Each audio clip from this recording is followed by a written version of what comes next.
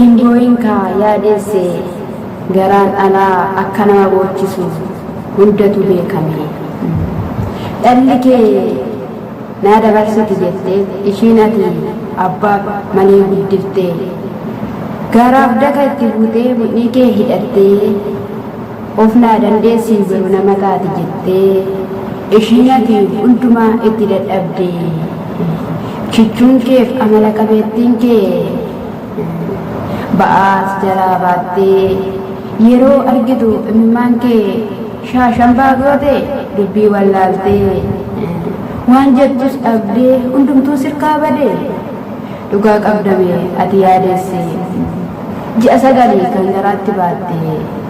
baqaxxeetiin kan dhalte dhiiga kee dhangalaastee ga'ee kanan beenne qarshiitti gurgurtee kana duwwaa miti jiraa ulfeessitee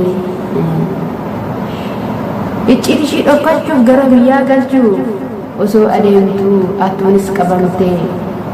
akka gootu gootee of dhossuuf jettee bilisa of baasuuf wal isheen seennee hin jiru. Haa ta'uyyuu malee dhugaan hin qallatti malee tasumayyuu hin cittu jedhee akkuma Oromoon dubbateyyuu saba koo fuulduratti baheenanii dhugaa kiyyaa kanan dubbatadhu jettee dhuftee laayifirra teessee imimmaan kee qabachuu dadhabdee ayyaa mucaa koo jettee waan lalamtee rabbi dhugaa farkaa inni qabu dhugaadha dhugaa mucaa keetii tasumayyuu karaatti bigatu. Anaanii yaa armee koo yaadeesse ishii baalageensi abaartee bilbila natti bilbilee ilaa akkana naan jedhe jettee dubbatattee 85 tokko lama jedhii lakkaayi anatti fidii mucaan kee ispoortiitti sii dhufti jedhee natti dubbate ani hin qabu 85 8,000 lakkaa'ee hin bulu jennaaniin anuu si gargaaraa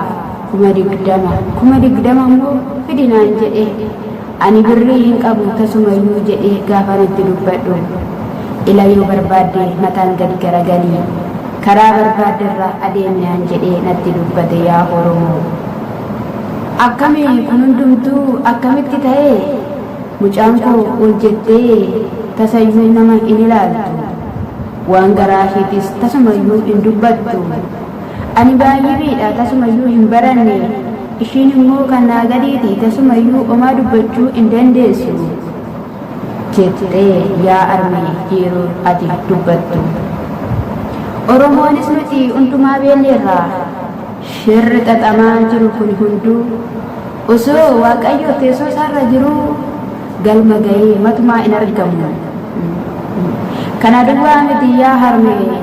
situ quban qabne malee kan du'ee reenfisaa galuu dadhabee qoshaashaatti darbatame baay'eedha kan jiru. Ati mudhii ishii hidhattee miidhattee kan goochu lafa lixaa dhabdee kan guyyaan itti dukkanaa'e. Omaa miti dhugaan mucaa keetii hin ba'a. Uffata gurraachaa sitti uwwisanii si boochisanii hin boo'in yaadeesse. Qarshii natti hin kennine omaayyuu jedhee inni kakate. Toladha dallaalaan sobduun tasumayyuu tola hergiti nyaattee buluuf yoo barbaaddeyyuu nama qabsachuuf kan isheen asii achi kaartote hin boo'in yaadeesse. Mucaan kee omaa miti fayyaa ishee harka kee akka ga'u Oromoon imaanaa fudhateerasi. Akkasitti mucitteenis yeroo dubbattu ilaa yaa harmee kananii ji'a 7 si jalaa badee bilbilaa naaf hin kennine waayifiis naaf hin banne mindaa koos tasumaa naaf hin kaffalle harka keessa na galfatanii hojii isaanii na hojjechiifachaa yeroo barbaadan natti fayyadamaa kiloo na ulfeessanii kana duwwaa miti na deessisanii isayyuu erga ta'ee icciisne takka dudda koo olla qaqqabanii kana duwwaa miti olla kaasanii na dhaabanii akka barbaadan natti fayyadamanii dhiigni koo osoo coccobuu anis waan lalamee imimmaan kiyyaa sammuu koo keessa na naanna'ee akka ibiddaa balbal godhee na gubee ani hoo gaafan manaa bahu natti dadhabdee na guddiftee haadha abbaa malee jedheenan hiyyummaa mu'adhaa kan hundumaa keessaa sinan baasaa isatti natti dadhabde sanaa siifan baasaa seenaa kee nan jijjiiraa ati haadha hiyyeessaaf iyyuu ni taata ta'aa jedhee murteeffadhee mitiiree kanan manaa bahee hundisaatu karaatti hafe mitiiree siifis hin taane ofiifis hin taane kidoo aniyyuu dirqamaa natti ta'ee waan hin taane keessan jira yeroon taa'ee yaaduu sammuu koo na dhukkuba kan narra ga'e hundumayyuu miti borumaaluma jedheen biyya namaa keessa adeemaa nan beeka'oo jireenya biyya koo jechaan namaa waraanaa dhaloonni biyya koo akkaman ta'aa jedhee yaaduun jalqabe hundaafuu hin booniyaa harmee atis jettee mitiiree kanatti dubbatte arabaafis yoo ta'ee oromoofis kan barbaaddeefis aadeessu naaf galchaa yaa oromoo imaanaa sinis taa ta'u jettee dubbatte mitiiree elaa sittan himaa kan isaan narratti taasisan hunduu yeroo darbee dhugaadha arabanni na waliin ciiseera jedhee dubbadhe kana duwwaa miti suuras na wajjiniin ka'eera nan fuudhe jedhees dubbateera haa ta'uyyuu malee yaa himmaa koo erga kana hundumaa dubbatadhee booddee maaliif ati kan miidiyaa irratti maqaa keenya xureessitu akkas jedhii dubbadhu naan jedhanii morma koo na qabanii dirqamaan na dubbachiisanii waraqaa dooktora biraas qabna kan Itoophiyaati jedhanii kana hundayyuu qarshiin hojjechiifachuun isaaniif waan idoollee akkana na baasanii hundi isaanii walii galanii Itoophiyaan fidee dhufe jedhii dubbadhu ministeeressi galchina naan jedhanii Itoophiyaan fidee dhufe jedhii ministeeressi galchina naan jedhanii anis maalaan godharee lubbuu koof sodaadheen xiqquma ishii jiraadhaaree boru akka tasaanaa dabartiiree jedheenanii kanan fidee dhufe Itoophiyaa irraayi jedhee dubbadhe hani saba maammeekoo eeyyaa akkuma jette meedikaala guuteen hundumaa xumuree asis dhufeenanii taasiseera garuu umaa kana sana hin jedhamne icciitii isaanii waan ta'aniif gochaa isaanii hundumayyuu awwaalanii dhossanii har'a garuu dirqamaan na dubbachiisanii oromoo dhiifama naa godhaa jedha kaa anis guyyaa tokko dirqama natti ta'e jedhee dubbadha akkatti nafu seenaan koo akka rabbiin jira inni waan hundumaa danda'u na wal'aanee na jabeessee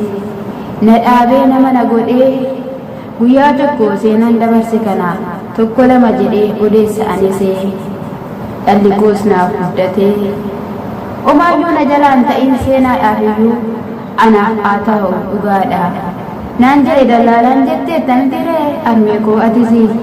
seenaaf sii ta'a galmeeffadhu naan jedhe jette mitiiree atisi dhugaadha warri kan hundumaa narratti raawwatanii harka dooktoraa keessa waa kaahanii harka imbaasii keessa waa kaa'anii keessaa tokko maaliif akka inni waxaxwaxu tasumayyuu hin beeknu kan dubbatu afaan oromoo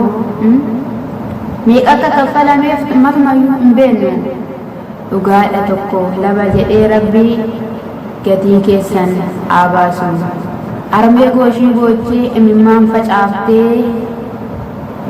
imimmaan kee rabbi sirraa xaragu waan jennu waan dubbannu nuti wallaalleerraa waa'ee shaamarreen biyya arabaa nu dhibeera kaanii duutee hin beeknu jedhamu kaan qarshiin irraa nyaatamee kaan lafa buute dhabamti qalanii kaleetti fayyadamu akkuma barbaadanne yaa harmee kan godhani ati oolaanii sila quban qabneefi jabaadhumaa miti ani hin duune jira jetteeti mucayyoon isaanii kan dubbatteeti ilaa shaamarree biyya arabaa ilaa shaamarree biyya arabaa yeroo baay'ee kan dubbatamu of eeggadhu nuun jedhu.